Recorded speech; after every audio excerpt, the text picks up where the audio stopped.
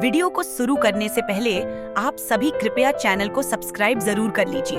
उत्तर भारत के एक शांत और हरे भरे गांव में एक बुजुर्ग किसान रहते थे, हरिराम काका। उनकी छोटी सी झोपड़ी थी, एक कच्चा आंगन, एक बड़ा सा खेत और दो सबसे प्यारे साथी, लाली और उसका बछड़ा गोलू। लाली एक सुंदर सफेद गाय थी। उसकी गर्दन में लाल रंग की घंटी बंधी रहती थी, जो चलते समय टन टन की मीठी आवाज करती थी। वह बहुत सीधी सादी, ममतामयी और समझदार थी। गोलू, उसका छोटा बछड़ा, बिल्कुल उसकी तरह सुंदर था, लेकिन बहुत नटखट। कभी वह कूदकर झोपड़ी की छत पर चढ़ने की कोशिश करता, कभी खेत में दौड़ते मुर्गों के पीछे भागता। उसकी शरारतों से सारा गांव हंस पड़ता। उसी गांव में एक बच्चा रहता था, नाम था मुन्ना। उम्र सिर्फ 7 साल, लेकिन दिल बहुत बड़ा। उसके माता पिता खेतों में मजदूरी करते थे और मुन्ना स्कूल के साथ साथ घर का काम भी करता था। मुन्ना का दिन लाली और गोलू को देखे बिना पूरा नहीं होता। वह रोज सुबह उठकर लाली के लिए हरा चारा लाता, उसे प्यार से हाथों से खिलाता और गोलू को सहलाकर कहता, गोलू भैया, आज फिर भागोगे क्या खेत के बीच?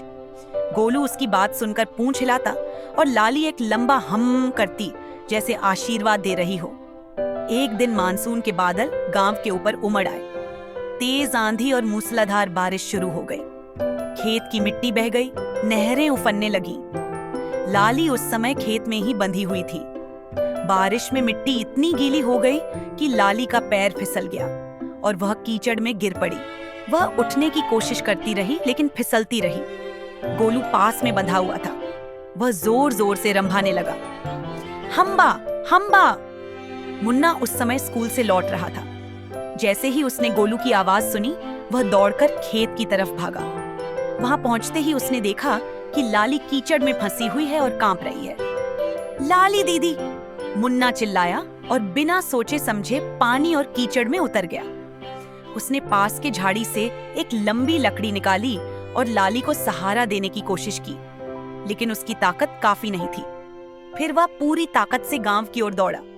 काका, काका, सब लोग, लाली फंस गई है, चलो जल्दी।